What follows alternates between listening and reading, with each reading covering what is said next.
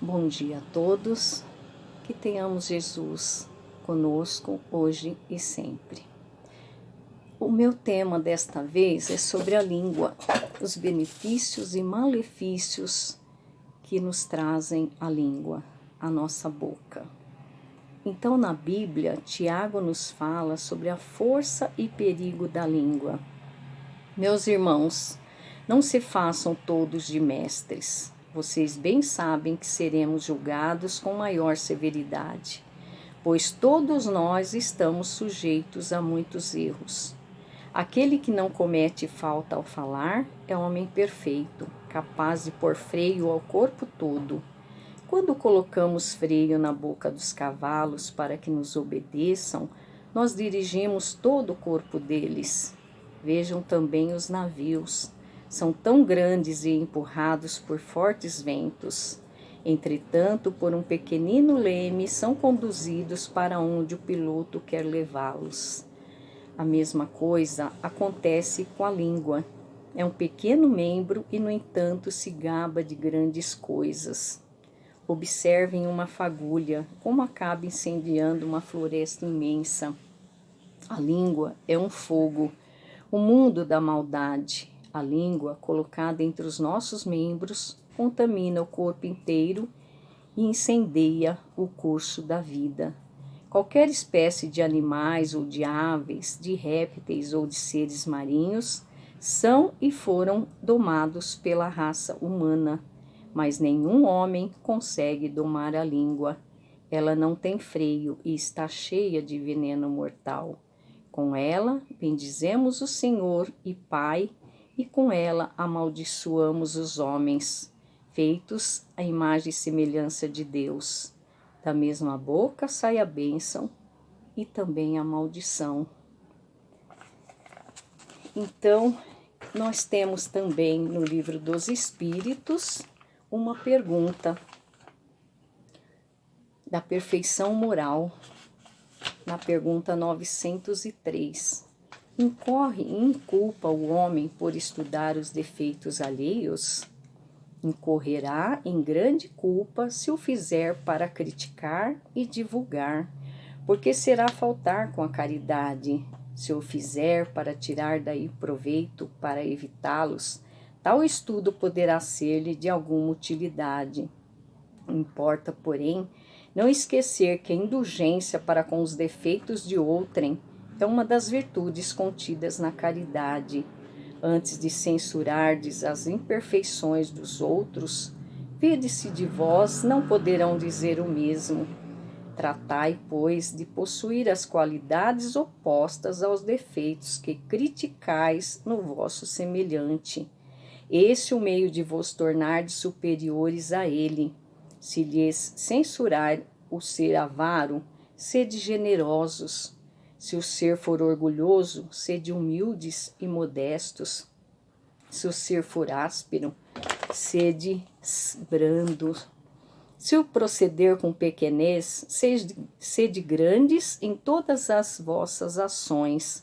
Numa palavra, fazei por maneira que, se não vos possam aplicar estas palavras de Jesus, vê o arqueiro no olho do seu vizinho e não vê a trave no seu próprio. Então, nós precisamos entender o quanto a nossa língua, a nossa boca, às vezes é ferina, traz muitos malefícios para a pessoa. No livro A Segunda Vinda de Cristo, volume 2, na página 61, Paramahansa Yogananda, Jesus nos diz: da abundância de seu coração fala a boca. Sua intenção era expressar que a fala é o indicador do que o coração contém. As vibrações do coração reverberam na vibração da voz. O discurso de um indivíduo, mesmo quando revestido de uma linguagem polida, ressoa com as tendências interiores que ele tem no coração. Com os espíritos superiores, aprendemos que a palavra educada é o alvorecer do coração. Conversar é mostrar por fora o que existe por dentro. Enfim, a nossa boca é a nossa ferramenta e nossa grandiosa oficina, onde o artista é o espírito. Desta forma, a nossa palavra pode socorrer, estimulando os caídos a se levantar, aqueles que dormem a despertar, os errados a se corrigir e os agressivos a se acalmar. Certa vez, há muitos anos atrás, eu trabalhei numa empresa e lá eu conheci uma jovem. E certo dia ela me disse: o meu maior sonho seria cursar uma faculdade pública, mesmo porque eu não tenho como pagar uma particular. Eu falei: por que você não realiza esse sonho? Você é jovem, inteligente? E ela me disse: eu já tentei, mas não consegui. E eu lhe disse: os grandes cientistas, os grandes inventores da nossa história nunca conseguiram na primeira tentativa, nunca tiveram sucesso e nem por isso eles chamaram isso de fracasso.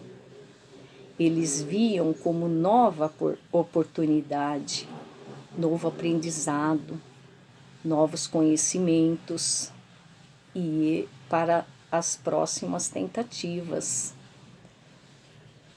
E aí ela me disse: toda vez que eu vou prestar um concurso, fazer uma prova ou mesmo uma entrevista de trabalho, eu vem na minha cabeça o meu pai me chamando de burra quando eu era criança.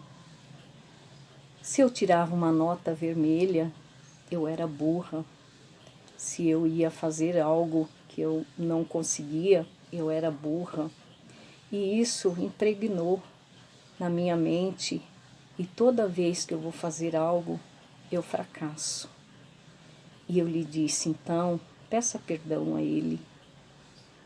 Ela disse: como assim? Ele que teria que pedir perdão para mim, não eu a ele. Eu falei: você percebeu quanta mágoa, quanto ressentimento no seu coração? É por isso que você tem que pedir perdão. Então, toda noite, você faça uma prece do fundo do seu coração, de gratidão por ele ter te dado a vida e de perdão, para que limpe essas mágoas, esses ressentimentos, essas coisas negativas que você carrega dentro de você. E ela começou a fazer. E então ela tentou novamente e não passou. Mas na segunda tentativa, ou seja, a terceira, porque ela já havia tentado uma, ela passou em várias faculdades e ela pôde escolher a que ela quis. Então, o que eu quero dizer com isso? Olha o estrago que uma palavra negativa produz numa criança, num adolescente, num jovem. O quanto nós precisamos prestar atenção nas nossas palavras, o quanto nós precisamos cuidar das nossas vibrações. Quando fazemos uma fofoca ou criticamos alguém, são como papeizinhos jogados ao vento, não conseguimos juntá-los nunca mais. Ou então uma folha amassada que tentamos abri-la e ela está cheia de marcas. Nós deixamos marcas nas pessoas, marcas sofridas, doídas, que não conseguimos apagar jamais. E isso faz com que a gente não critique tanto, ou seja, não sejamos tão rígidos, tão duros nas nossas críticas. Sejamos brandos, como diz Jesus. Não sejamos tão severos. Quem nunca tirou uma nota vermelha? atire a primeira pedra. Às vezes estudamos, chega na hora da prova, dá um branco e não conseguimos fazer nada. Ou então estudamos a matéria errada. Chega lá, tudo que cai não é o que nós estudamos. Então, não sejamos tão duros numa crítica, procuramos sempre exaltar essas qualidades, dizer a essa criança, a esse adolescente: olha, se você não conseguiu a nota que você precisava desta vez, você vai recuperar na próxima prova, porque você é inteligente, você é capaz, você tem capacidade para conseguir melhorar e alçar voo, conquistar tudo que você deseja, tudo que você quer na sua vida. Então procuremos, meus irmãos, a sempre falar uma palavra positiva, uma palavra de amor, de carinho, de incentivo, uma palavra positiva. Procuremos nos policiar para que não sejamos negativos. E quando a gente procura sempre pensar positivo e falar positivo, isso vai se tornando um hábito. Então a gente vai percebendo que aquilo lá se torna rotina. Toda vez que formos falar algo negativo, pensamos: não, vou mudar. Não quero pensar, não quero. E isso vai se tornando também em nossas ações, nas nossas atitudes. Então, pensamento positivo, palavra positiva e atitudes positivas, isso faz com que também consigamos saúde no nosso corpo, no nosso organismo. Isso traz benefícios para nós. E as nossas crianças, nossos adolescentes vão agradecer por isso. Porque o que dizemos para uma criança, ela vai levar pela vida fora. Isso vai reverberar por toda a sua vida. Então é isso.